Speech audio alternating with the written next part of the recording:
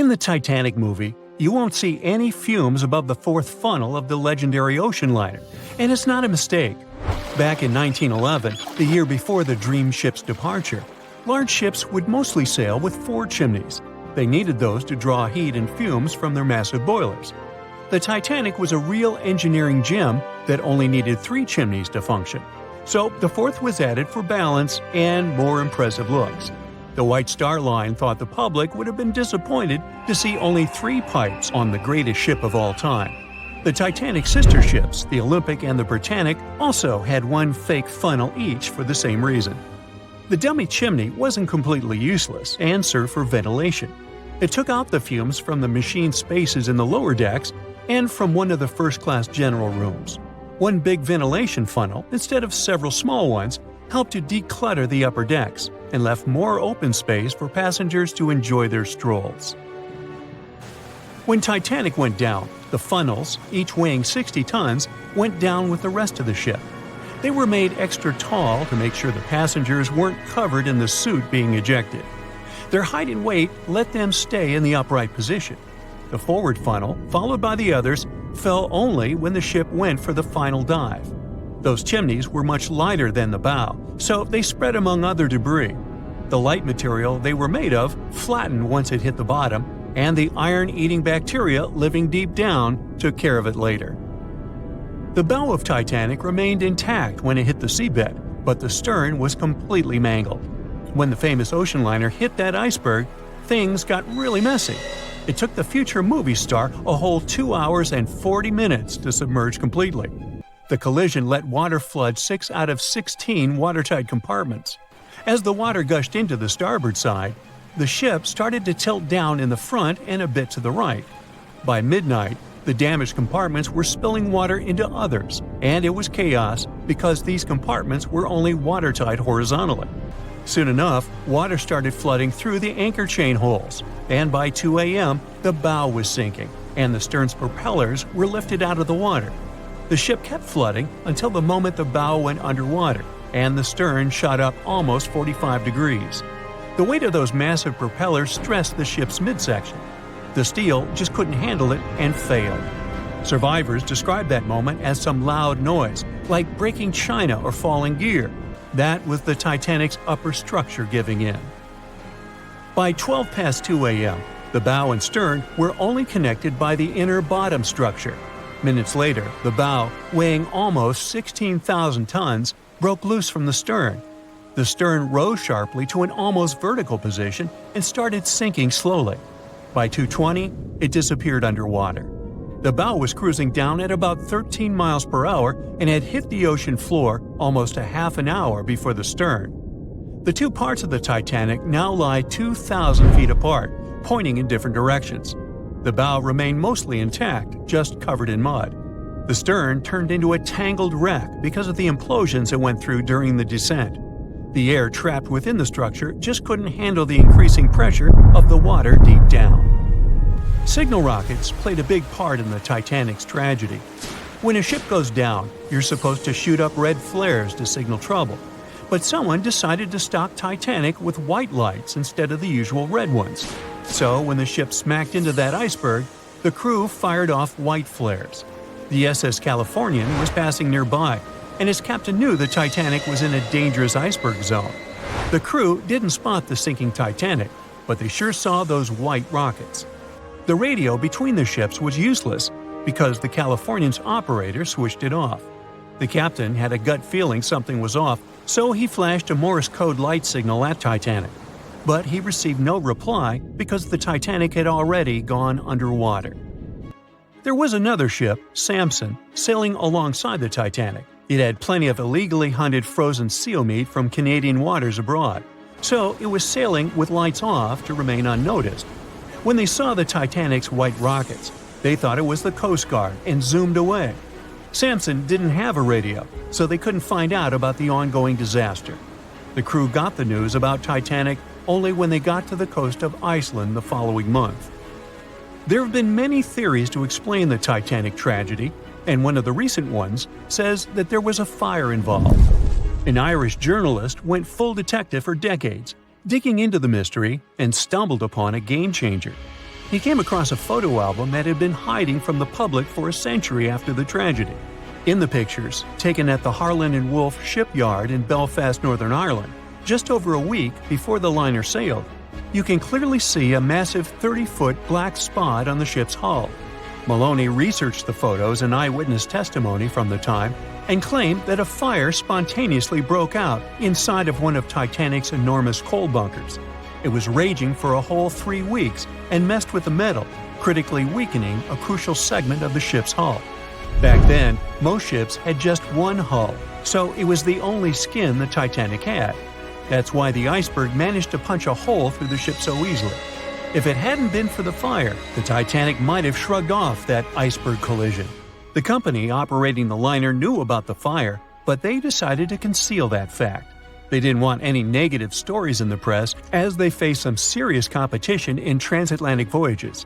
The Titanic was sold out, so they stocked up on coal and made it sail. The moon might have also played a role in the sinking. Our satellite heavily affects tides on the Earth. The closer it is to our planet, the stronger the tides are because of the increasing gravity of the moon. Back in 1912, the moon was so close it made several glaciers in Greenland break apart. Massive chunks of ice that broke off from the glaciers started floating south. The supermoon event came just 6 minutes after a spring tide. During new and full moons, the alignment of the moon, the Earth, and the sun makes their combined gravity reach its peak. And the day before, our planet had come the closest to the sun that year, which made the gravity even stronger. This mixture of events created perfect conditions for one of the most powerful tides in history. It created the perfect conditions for the icebergs breaking off from Greenland's glaciers to move freely. Opponents of this theory say that the difference in tidal force wasn't actually that big, and it couldn't have been the main cause of the sinking. The iceberg tore down the side of the ship, leaving a huge opening in the hull. It wasn't a continuous rip, and damage was caused in several places. Some experts believe the ship would have survived the iceberg if it had hit head-on. The Titanic had watertight compartments designed to prevent flooding in case of a collision. Only the first 3 or 4 of these compartments would have been flooded. This could have helped save a lot of lives. Supporters of this theory put the blame for the disaster on First Officer William Murdoch. Huge, fast-moving ships don't just turn in a matter of seconds like a speeding car. It takes minutes. When Murdoch realized the collision was inevitable, he tried dodging left to avoid a direct hit. But despite his efforts, the ship still collided with the iceberg. You know the rest.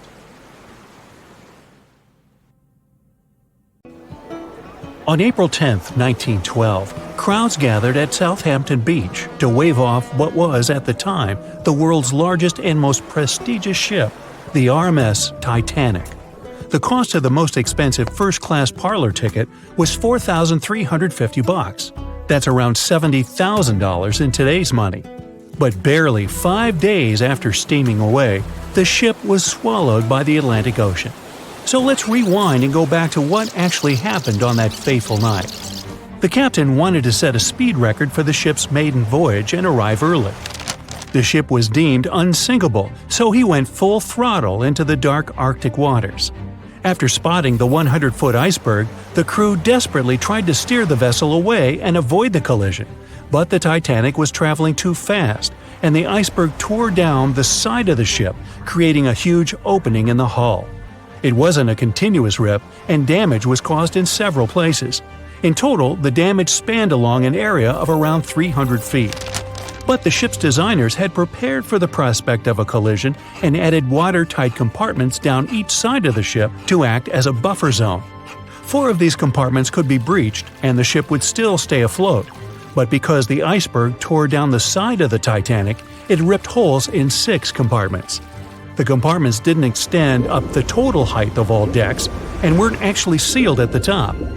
This is why, when more than 4 were flooded, water reached over the top of the bulkheads and filled the remaining compartments, causing the ship to sink into the ocean.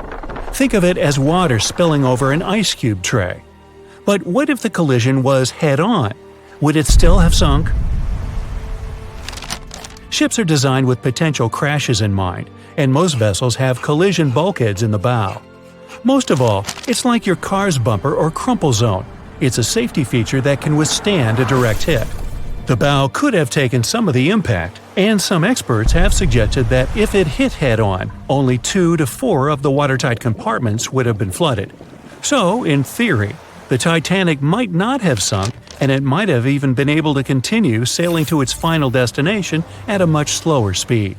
The force of impact would likely have been huge, though. But although passengers would have been injured by the force, they'd have been able to stay on the ship to wait to be rescued by other ships, rather than being forced into the icy waters of the Atlantic.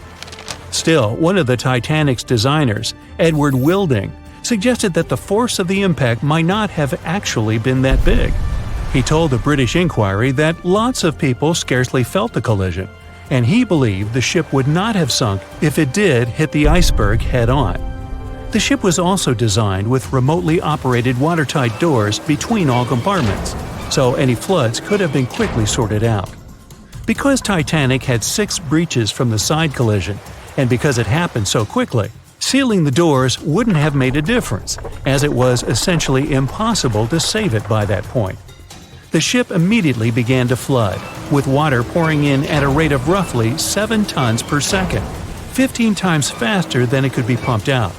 So, while it sounds like the Titanic would have survived had the ship hit the iceberg head-on, this idea does come with some issues. First off, the collision bulkheads were designed to survive a crash with another ship, not a giant iceberg. If 2 ships collided, both would absorb some of the impact in their bulkheads, sharing the impact and likely staying afloat. But an iceberg is stationary, meaning that Titanic would absorb most of the energy from the collision. If Titanic hit head first, because of the speed it was traveling, the impact would have likely traveled down the whole body of the ship. Just imagine a 46,000-ton ship traveling at around 20 knots. At some point, it hits an iceberg that weighs what could be over 100,000 tons. This collision would likely create a powerful force causing massive damage to the vessel. It is likely that seams would split, staircases would come tumbling down, and rivets would burst open across the ship. All that would have potentially flooded even more compartments. This could have caused Titanic to sink in a matter of minutes rather than hours. But that's just the tip of the iceberg. As we all know, the biggest part of it is hidden underwater. So if Titanic had been traveling head-on, it's likely it would have hit the part of the iceberg below the water first, which would send it veering off course. Hitting an iceberg is not like hitting a brick wall. In this case, the ice under the water would have torn open the bottom of the ship and caused damage to the sides. Icebergs also aren't flat, solid objects. If a flat collision happened, the ship might have stayed afloat, but icebergs come in many shapes and sizes, from domes to wedges. Studies have also been done on the steel used to produce Titanic, and the tests show the metal was about 10 times more brittle than the steel we use today. The ship was built before we understood the effects of low temperature on steel. The old steel used to make the vessel would not bend when faced with freezing temperatures, but break. Recovered pieces of Titanic's hull plates show that the hull just shattered on impact. Hitting head-on would also cause a very severe and abrupt stop, so even if the ship hadn't sunk, there would still have been major issues. Think about when you suddenly hit the brakes on your car, or when the bus stops while you're walking down the aisle and you get flung forward. Passengers would have been thrown across the ship, and because the crash happened at night, most people were sleeping, so wouldn't be able to effectively prepare for any sort of impact. This would result in injuries for most people on board. It would be especially bad for those at the front of the ship, where the accommodation for the off-duty firefighters, greasers, and engineers was. But while passengers and off-duty crew may have been thrown out of bed, there would be a lot more survivors than in the original scenario. Many ships have had head-on collisions and made it back to shore. Not many people know that Titanic actually had 2 sister ships. The White Star Line, the company that built Titanic, also built vessels called Britannic and Olympic. Captained by Edward J. Smith, who would later helm Titanic, the Olympic set off on its maiden voyage in June 1911. But much like for its sister ship, disaster was just around the corner. On its 5th commercial voyage, Olympic collided with a Royal Navy ship, HMS Hawke. While the Olympic received damage to its side, Hawke crashed into the other vessel head-on. The bow of the Hawke was completely crushed by the collision, but because the ship had watertight compartments, it managed to survive the impact and later returned to shore for repair. Another study case is the SS Andrea Doria, which was an Italian ocean liner that made global headlines in 1956. Like the Titanic, the Andrea Doria was heading for New York City on its 101st voyage when disaster struck. On July 25th, the vessel collided with the 524-foot Swedish passenger liner Stockholm. The Stockholm hit the ship head-on, but the point of impact for the Andrea Doria was on its side. The front of the Stockholm was completely smashed, but because the impact was on its hull, it managed to survive. The Andrea Doria, however, sadly sank due to the collision being on the side of the ship. So these cases could suggest that maybe the Titanic would have survived had it hit the iceberg head-on. But we have to remember that the Titanic hit the thing full speed, whereas both the Olympic and the Andrea Doria were traveling slower. A beam of electric light pierces the darkness over the calm waters of the Atlantic Ocean. The Titanic is quietly making its way through the waves, its passengers asleep, when suddenly a monstrous white shape is caught in the light beam. The fateful Iceberg is about to rend the side of the legendary ship.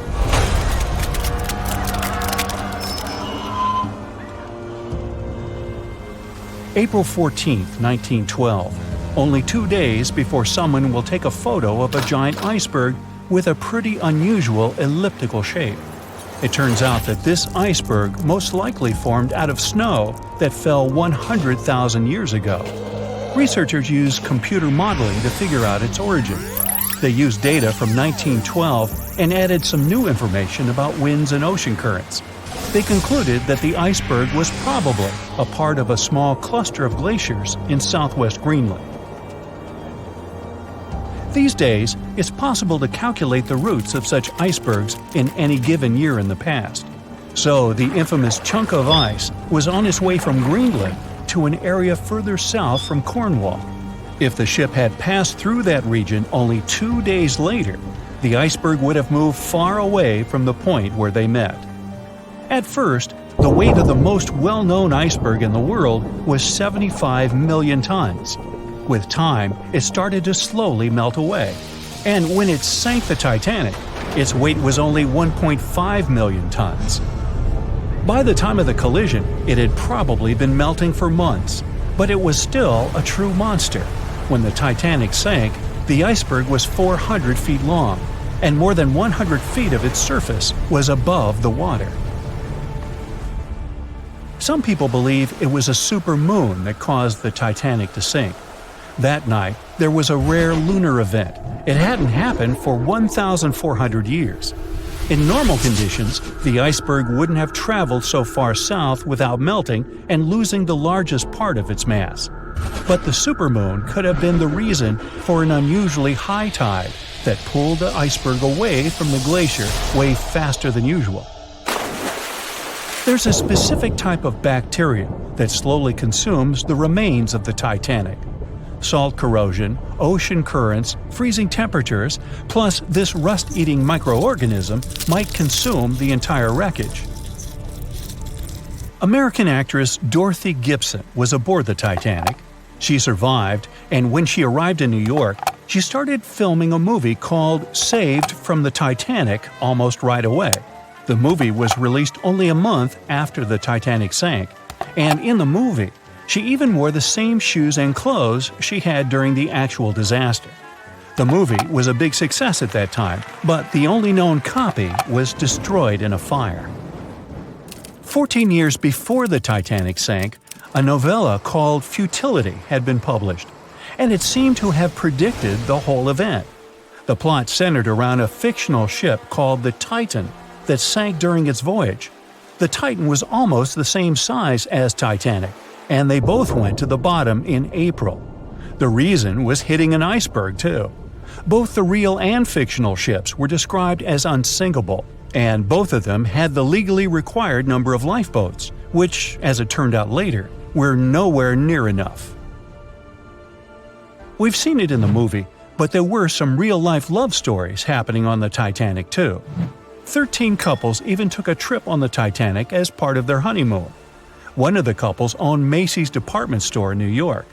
Once it became clear the Titanic was rapidly sinking, the woman refused to go into a lifeboat without her husband. But he didn't want to join her while there were still women and children who he thought had to go first. Then his wife gave her coat to her maid. She insisted that the maid should get into the lifeboat, and she wanted her to be warm. As for the woman herself, she decided to stay with her husband till the end. Some people believe Titanic sank because of a mummy, not an iceberg. It all started around 1000 BCE with a mysterious woman who lived in Egypt, in the City of Thieves. People knew little about her, but they called her a priestess. Her mummy was put in a wooden sarcophagus and covered with a large lid with the image of her face and some mystical inscriptions. This place had been hidden until the first half of the 19th century, when a group of locals accidentally came across it. They disturbed her peace. No one knows how, but the mummy disappeared that day without a trace. A couple of decades later, a group of rich friends from England traveled to Egypt and found the empty mummy casket with the image of the priestess, whose dark eyes seemed to be looking into the void. They decided to buy it, but the buyer disappeared the same night before he even got the case. All members of the group had some accidents. The casket changed its location a couple of times until it, as some believe, ended up on the Titanic. It took more than 70 years for a robot submarine to find the ruins of this legendary ship. The wreck lies nearly 13,000 feet under the surface of the Atlantic Ocean, split into two halves. Why did the liner break apart? No one knows exactly. Some think it happened because of the water that got inside when the ship collided with the iceberg. The pressure was so powerful it separated two parts of the vessel, starting with the ship's bottom structure. Others say it was because of the hull rivets. They had a high concentration of slag or smelting residue, and that's something that can cause the metal to split apart. The ship generally had many flaws, starting with the design. The watertight bulkheads weren't completely sealed on top. This allowed the water to flow between the compartments and, in the end, sink the vessel. The iron of the ship's rivets and steel of the hull ended up ruined because of high sulfur content, cold temperatures, and high speeds. The steel shattered and the rivets popped out quite easily. Because of this, Titanic sank 24 times faster than it would have otherwise. If the ship had hit the iceberg head-on instead of ramming it with its side, it would have probably stayed afloat. How come the crew members didn't have binoculars? It would have surely helped them spot the iceberg on time and maybe even avoid the disaster. But the binoculars on the Titanic were locked in a storage cabinet. Only one crew member had the key, and he had been transferred off the ship right before it set sail. He later said he hadn't remembered to hand over the key. But even without the binoculars, the ship might have had some time to change course and avoid the collision if the crew had gotten some warning. But that's the thing, someone did warn them. About an hour before the incident, a ship that was relatively close to Titanic, the SS Californian, sent a message to inform them it had stopped because of dense ice field. But the warning never got to the Titanic's captain.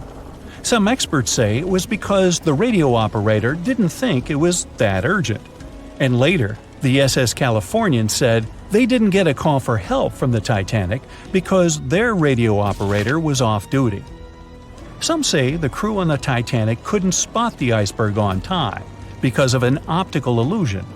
Atmospheric conditions that night probably caused super-refraction, which could have camouflaged the berg. After all, no one actually saw the iceberg until it was too close to the ship to somehow avoid the crash. Not even a whole minute passed between the moment they saw the iceberg and the collision. It was only 37 seconds, and it took Titanic 2 hours and 40 minutes to disappear below the ocean's waves. They were on their way to the New World when a rendezvous with an iceberg crushed all of their dreams and hopes. There was panic and tears and heartbreaking goodbyes, like that of Jack and Rose. Or was there? Let's see how well you know the real story of Titanic. The love story of Jack Dawson and Rose DeWitt Bukater was inspired by true events. What do you say? Is it a myth or a fact?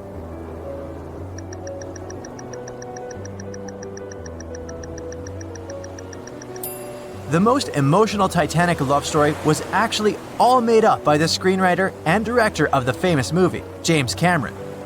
Some passengers featured in the movie were real though, and by a mere coincidence, there was a J. Dawson on board. His name was Joseph, not Jack, and he worked as a coal trimmer. The most expensive object lost with the Titanic was a painting by Pablo Picasso. What's your take on this one?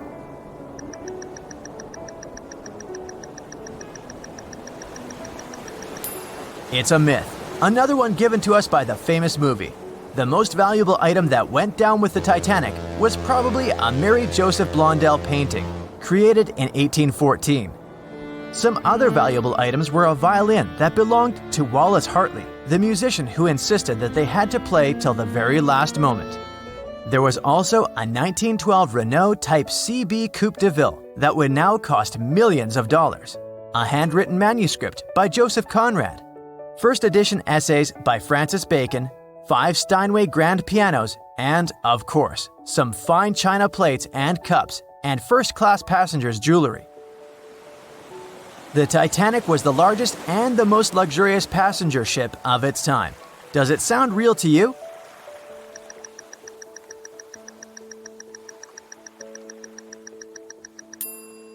Yep, it's totally true.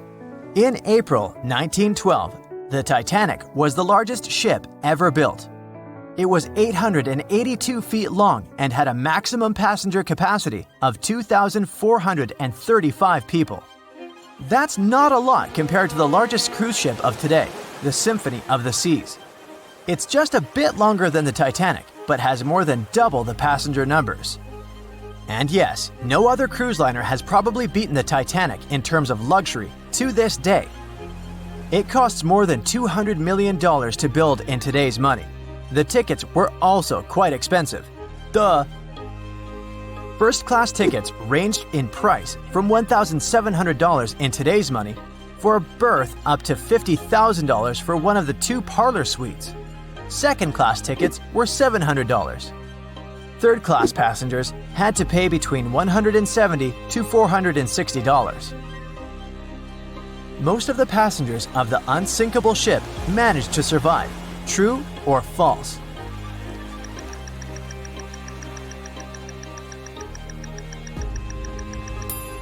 Sadly, it's false.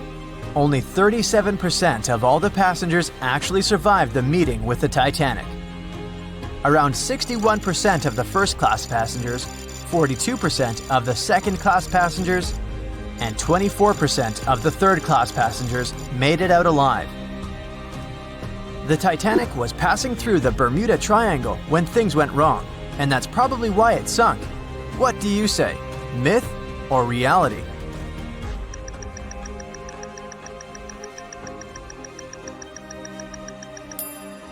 It's 100% a myth. The Titanic never even came close to the Bermuda Triangle.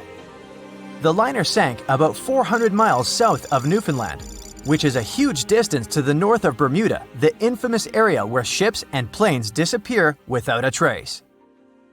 We might have the moon to blame for the sinking of the Titanic. True or false?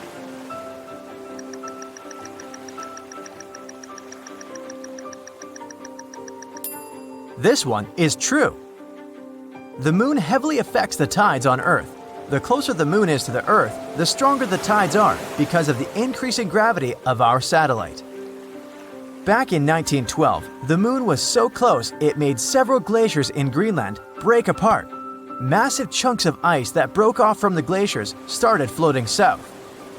The supermoon event came just 6 minutes after a spring tide, the alignment of the moon, the sun, and the Earth that makes their combined gravity reach its peak twice a month.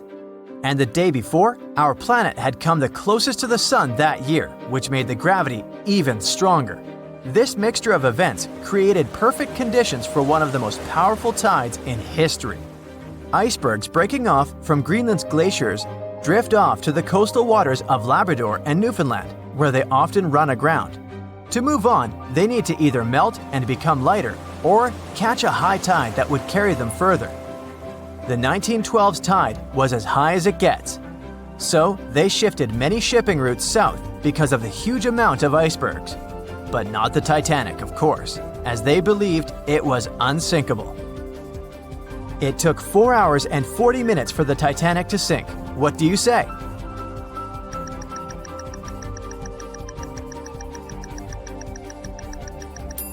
It's false, and if you're a Titanic expert, you definitely know it was actually 2 hours and 40 minutes.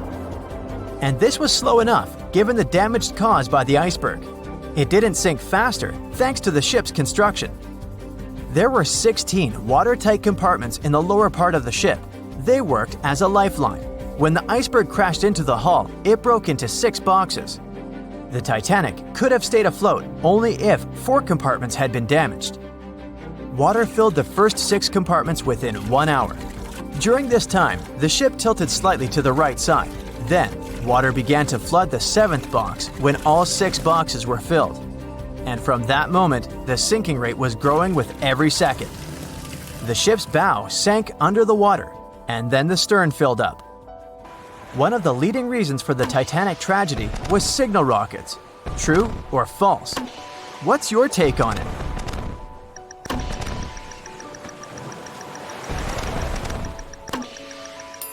This one is true. When any ship sinks, the crew members must release red flares. It's a signal to all nearby ships that someone is in trouble. But for an unknown reason, someone put white lights in the Titanic's rocket box. When the ship crashed into an iceberg, the crew members released white flares. Another ship, SS Californian, was nearby at the time. Its captain knew the Titanic was going through a dangerous iceberg area. The crew of this ship didn't see the Titanic in the dark, but they noticed white rockets. Radio communication between the vessels didn't work. The SS Californian operator turned off the receiver. The Californian captain felt that something was wrong, so he sent a Morse lamp signal to the Titanic. But it was too late. The ship was already underwater, so no one could respond. Another ship, Samson, was sailing alongside the Titanic. It drifted with lights off since it was catching seals, and that's not legal. When the captain saw the Titanic's white rockets, he thought it was the Coast Guard. So Samson sailed away as fast as they could. They realized they had abandoned the drowning passengers once they made it to Iceland and learned the horrible news. In 1996, one expedition managed to raise the Titanic from the ocean floor. Do you believe it?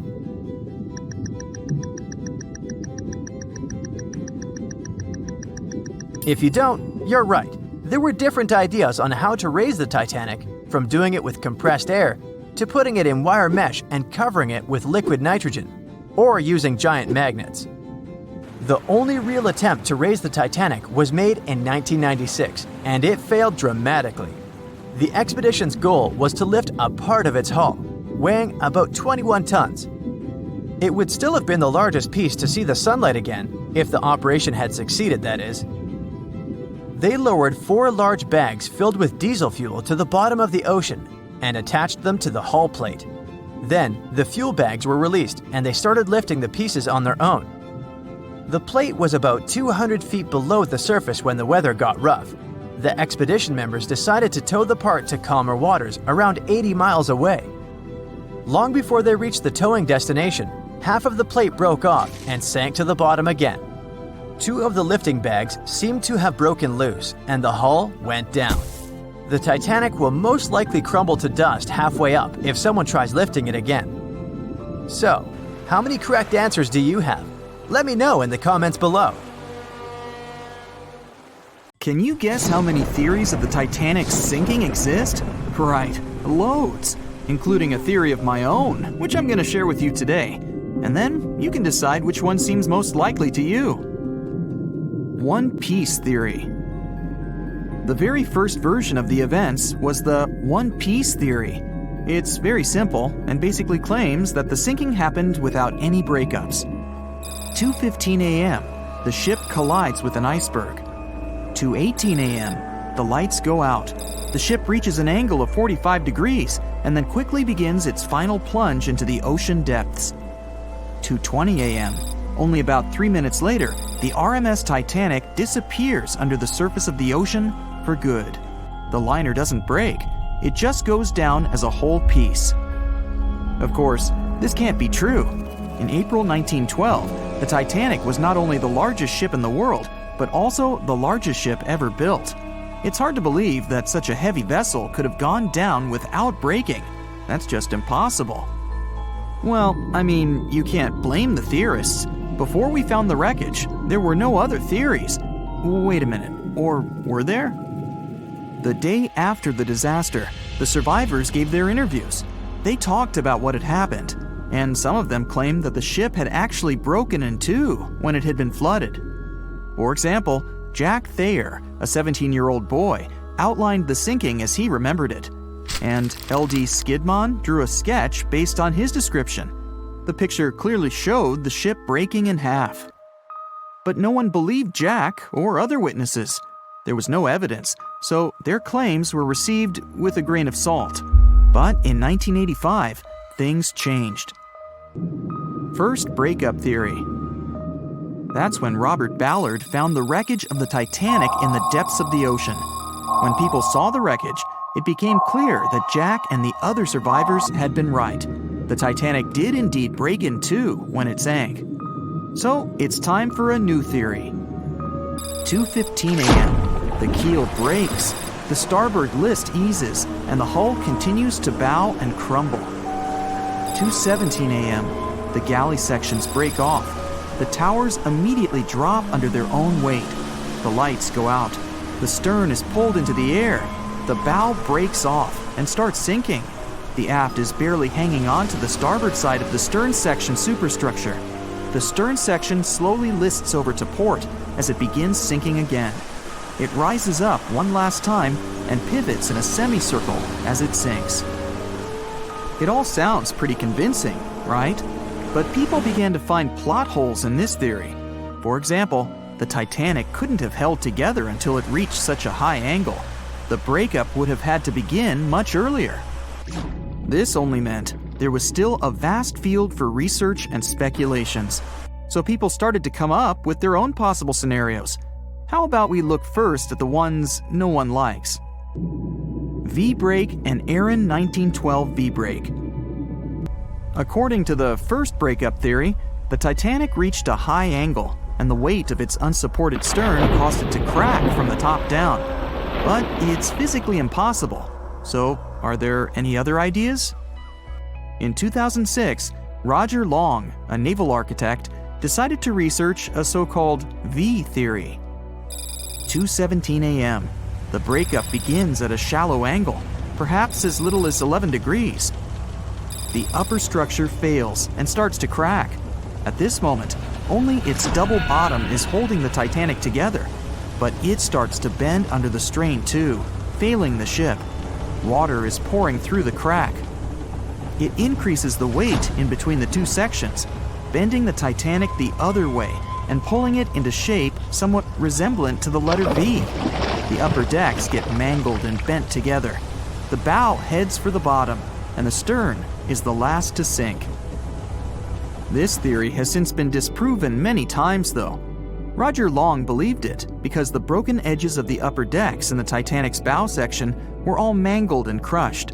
However, we have learned that it happened because of the so-called hydraulic downburst, the force of the water crashing into the deck as the Titanic hit the ocean floor. Another V-brake theory states that the bow had risen out of the water after the break. This theory was mainly peddled by one former Titanic enthusiast.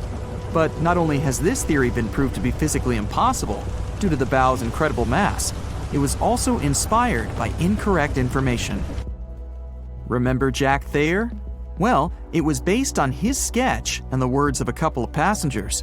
But the truth is, none of them had ever seen the Titanic break down like this. Jack himself even stated in an interview that the sketch was completely out of context to what he had actually seen. It was drawn by a passenger on the Carpathia, the ship that received the Titanic's distress signal and came to its aid. It couldn't be used as evidence. Now that we know this, let's move on to the theories that most people believe in. James Cameron's banana peel theory. Who hasn't seen the legendary movie about the Titanic, right? It became the leader of the 70th Academy Awards ceremony in the number of nominations and awards, and deservedly so. But did you know that James Cameron had been interested in the Titanic for many years and studied the ship's history? His books and research are very detailed, and he even came up with his own version of the events. It's called the banana split theory, and this is actually what you could see in the movie. Here's how it goes. The Titanic reaches a 23-degree angle and fractures down to the keel. The double bottom acts as a hinge as the stern falls down. When the double bottom fails, the bow and the stern separate. The stern lists to port, standing vertically, and then begins to go underwater. This theory is the most scientifically accurate one, along with Roy Mengott's theory. Wait, who's Roy Mengott? Mengott theory. Roy Mengott was an engineer who came up with the most plausible theory for the time being. 2:17 a.m. The lights go out on the Titanic. At this moment, the ship is at an angle of 20 to 23 degrees. Suddenly, the vessel snaps in two just around the third funnel. It causes the stern to settle into the water. The keel fails first. The draft and lower hull are crushed and break apart. Water surges into the bow and stern of the ship through the huge cracks, causing the bow section to sink beneath the waves. The stern rises up to the angle of 70 to 90 degrees, and then it sinks too. This theory seems to make the most sense, but it's quite controversial. The survivors who saw the breakup stated that the stern had settled back with the bow completely missing.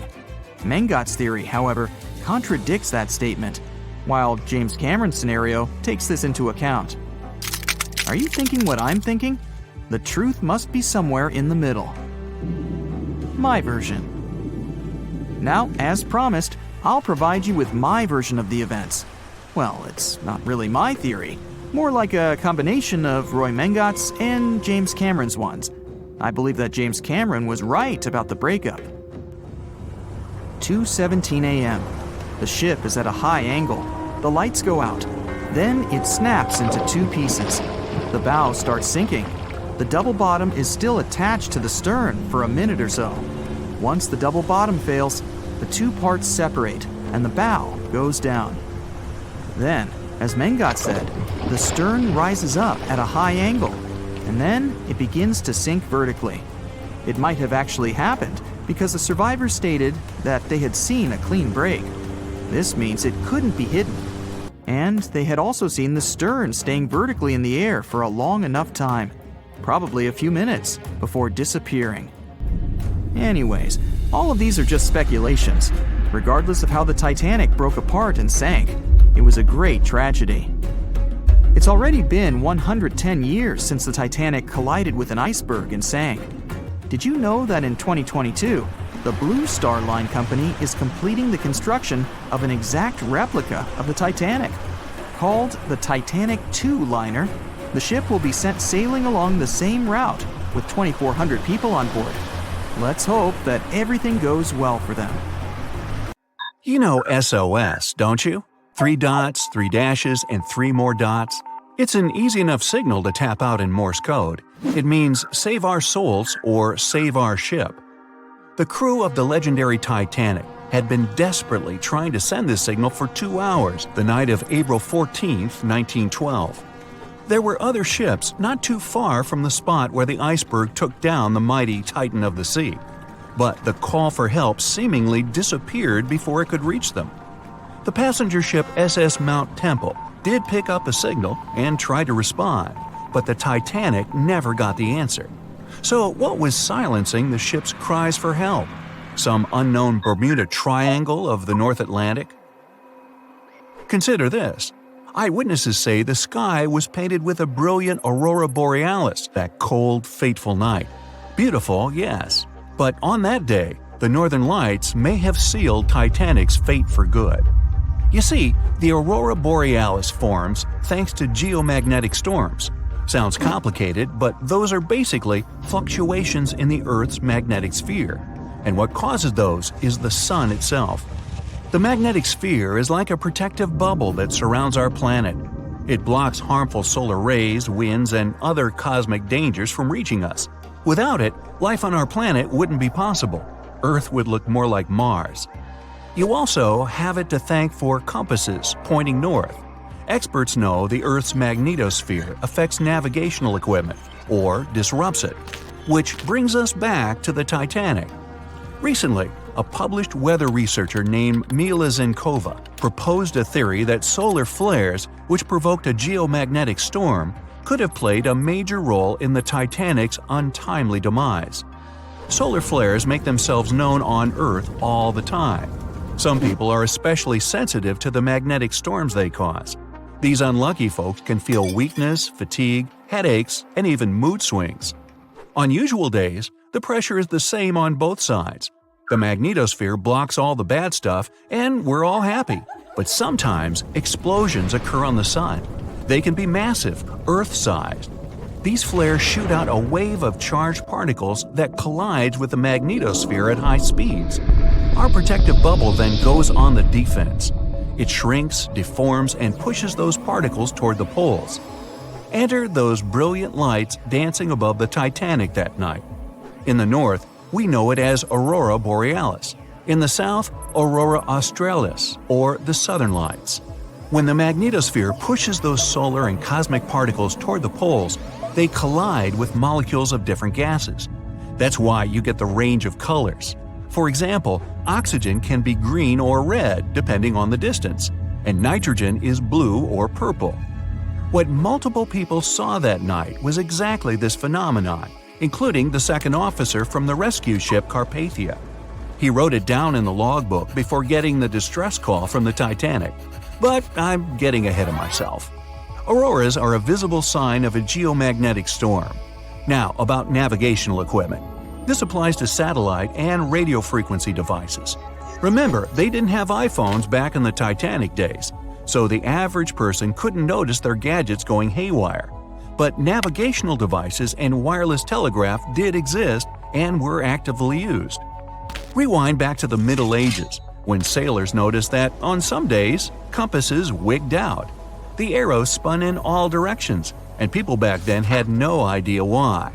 It wasn't until the 18th century when French scientists found out that such problematic days occur at the same time as black spots appearing on the sun. Solar flares, the mystery was solved. Now, the Titanic had the most advanced, well-known radio equipment at that time. They tested it thoroughly to make sure it worked for distances up to 2,000 miles away. Titanics passed them all. On April 10, 1912, the massive liner left Southampton and set off for New York. The very next day, the crew started getting the first reports of drifting icebergs and ice fields. They put dots on the map to mark the coordinates and let out a sigh of relief. All the troublesome spots were north of the Titanic's planned route. But after a couple of days, the warnings were moving farther and farther south, encroaching on the majestic ship. On April 14th, Captain Edward Smith decided to change course to the south in hopes of bypassing the ice. This ended up being a huge mistake. Enter the magnetic storm. If it was throwing the navigation equipment off, even by a tiny error of half a degree, the captain could have been mistakenly taking the ship right toward a cluster of icebergs. What's even worse, the radio operators ignored warnings coming from other ships. That, or they simply forgot to hand them over to the captain. As hired contractors from the radio company, they were more interested in transmitting paid telegrams from passengers on that luxurious liner. The radio transmitter kept going out of order that evening, probably because of all this private traffic. When it was finally fixed, operator Jack Phillips received another message from the SS Californian at 10:30 p.m. Their operator was trying to warn Phillips about the coordinates of drifting icebergs, but he paid them no attention. He was nervous and in a hurry. Was the magnetic storm to blame for his frayed nerves and bad mood? We can only speculate. But as you know, some people are more sensitive to these things. The weather was fine, the ocean was calm, the water was smooth as glass. Despite all the warnings, the ship continued to sail at a maximum speed of over 22 knots. An hour later, Titanic collided with the infamous iceberg. On April 15th at 12:14 a.m., in the middle of the night, Titanic's operator started to transmit the first emergency signals. The SS Californian was sailing just 20 miles from the Titanic. They could have easily come to a quick rescue. But 10 minutes before the disaster, the Californian's radio operator had gone to bed. He was the only one who understood Morse code on the ship. According to this new theory, the magnetic anomalies possibly blocked Titanic's messages to other ships. For example, the steamer SS La Providence didn't receive any signals from the sinking ship at all. Yet they were still getting transmissions from another giant, the Olympic, which was 500 miles from the Titanic. That night, the signals were acting strange. They simply got lost somewhere in space, or they were like a jumbled riddle, impossible to solve. The SS Mount Temple did get a message and rushed to Titanic's aid. But as fate would have it, the rescue ship got stuck in ice. She did arrive at Titanic's last known coordinates, but the luxury liner was nowhere to be seen. So were the coordinates accurate at all? The steamer Carpathia was about 60 miles away. At 12:30, their radio operator told the Titanic's crew they were rushing to help. The ship famous for coming to the aid, Carpathia was going full steam ahead. But here's the odd part. At first, they headed to the wrong spot. The magnetic storm could have thrown its equipment off. Good news is the steamer did end up reaching the right place when they saw the lifeboats full of passengers. Interestingly, once she reached land, the Carpathia didn't have any problems with her equipment. The blackout happened just around the wreckage site. The following investigation blamed radio amateurs for blocking signals. We now might know otherwise. Zinkova explains that at that time, they didn't know exactly how and to what extent the sun influences the Earth. No one could have guessed that the sun could tamper with these massive ships' navigational equipment, especially one that had the best of the best at the time. There's another theory that even the moon could have played a role. Some researchers claim that in January 1912, our natural satellite was closer to the Earth than usual. It caused very strong tides and raised the sea level. Every year, icebergs break away from Greenland and stop around Newfoundland. But not that year. The increased water flow pushed them further for 3 months. And come April, they were right in the way of transatlantic ships. Unfortunately, it was a recipe for disaster when it came to the mighty Titanic.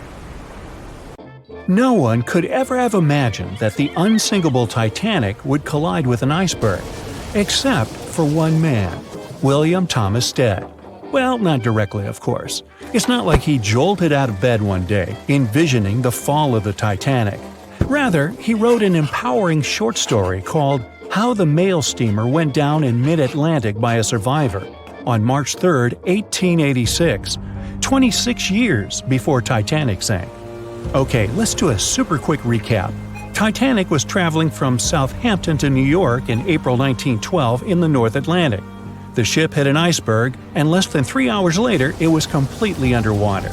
Out of 2,208 people on board, just 706 survived due to the limited number of lifeboats and icy cold water.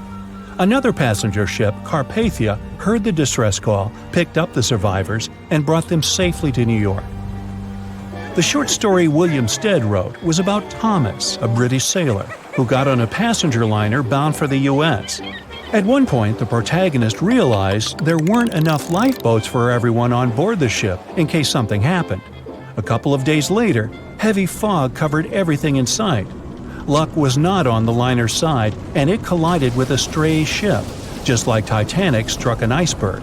Only 200 out of the 916 people made it safely to the U.S. The main character managed to survive by jumping into the water and climbing into one of the lifeboats. Now, you'd think that the story riled up everyone in the industry to add extra lifeboats on ships. But sadly, it received very little attention when it was published. Even more tragically, William Thomas Stead was on Titanic when it sank, and he didn't make it. The survivors who knew Stead mentioned that he had always been cheerful and had loved to chat during meals. He complimented the ship's design and how sturdy it was. Witnesses also talked about how he had been helpful when the ship had been sinking, having given his life jacket to someone else. He was a journalist by profession and was on his way to New York for a ceremony. One of his most important contributions to modern journalism was the use of illustrations in every newspaper article. He also introduced newspaper interviews, and they're still used to this day along with illustrations. But this story wasn't the only published work that predicted the disaster. Morgan Robertson was an author and former ship captain who wrote short stories and novels. His most notable novella is The Wreck of the Titan. It's also known as Futility. The book was written in 1898, 14 years before Titanic. It was a fictional story about the Titan, an ocean liner similar to Titanic, which was crossing the North Atlantic.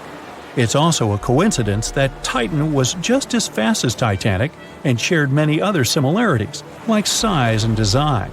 The book described it as unsinkable and the largest ship to hit the ocean at the time. That's what they said about Titanic, too. Another eerie similarity was the limited number of lifeboats it had. The story took place in April, and that's when Titanic set off on its journey and hit the iceberg. The Titan story also mentioned that barely anyone had survived that horrible accident. Unlike Stead's story, the protagonist of Robertson took a different path. The Titan sinking happened somewhere halfway through the book, so after the accident, the main character went on with his life. The book was brought back into the spotlight after the Titanic disaster. How could someone describe the events that took place almost a decade later so accurately? Many started to believe Robertson could see the future. But the reality was that Robertson knew his way around a ship. It was easy for him to write down the nitty-gritty of things without doing more research.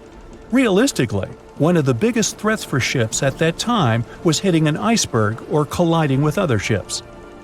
The next story sounds somewhat mysterious. Once, Alex Mackenzie heard a voice that warned him not to board Titanic. But when he turned around, there was nobody there. As he continued walking, the voice spoke to him again, but this time it was louder and more distinct. He took the warning seriously and decided to cancel the trip and go back to Glasgow, Scotland, his hometown.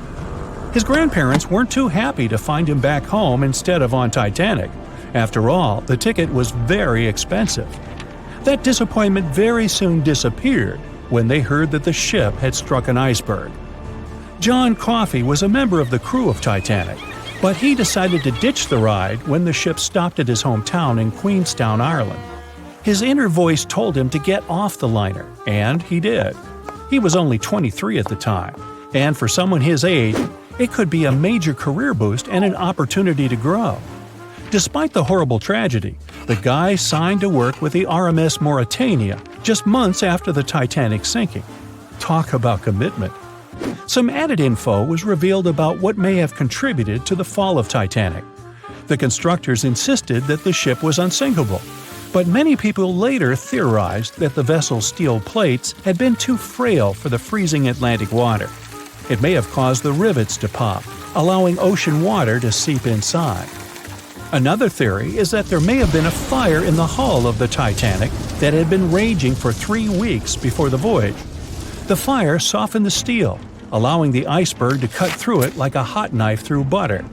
Some pictures before the ship set off on its journey show black marks on the hull, which could have been caused by fire.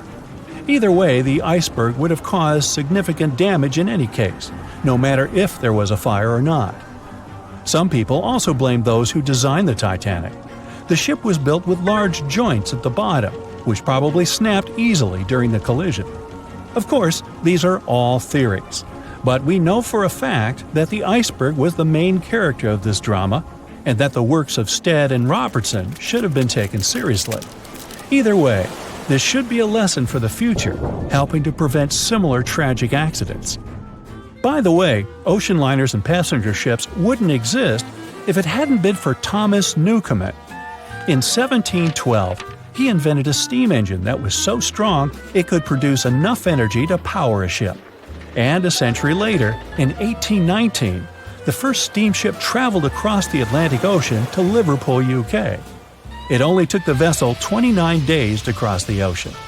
The passenger ship industry boomed in the early 1900s when it became easier for people to move to America or go on holidays. As decades rolled by, the use of aircraft stole the spotlight from passenger ships since planes were faster and more efficient. Nowadays, it's quite rare for a passenger ship to collide with anything in open water. Modern technologies can detect anything that can pose a threat and even predict stormy weather. Cruise ships these days are giants compared to the vessels of Titanic's era. Modern ships can carry almost twice the number of passengers and have amenities folks back then could only dream of. Most cruise ships these days have several restaurants to choose from, multiple swimming pools, and game rooms to catch a break. If you're in the mood for some fun, you can watch live performances. Don't forget about the helicopter pad, because why not? Don't worry if you start feeling unwell. The in-house doctors are always there to help any passenger in need. And these ships are only going to get bigger. Putting Titanic and a modern cruise ship side by side is like comparing a Corgi to a Doberman. Back then, Titanic was the biggest and most cutting-edge vessel anyone could dream of. So, who knows what the future of cruise ships can hold? We might even have entire cities floating around. That would be a really big boat.